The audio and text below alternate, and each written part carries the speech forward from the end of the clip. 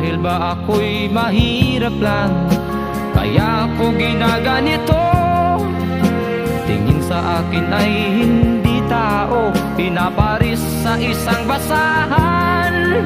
Madalas akong alipustain, pagkat ako'y nagpawis lang.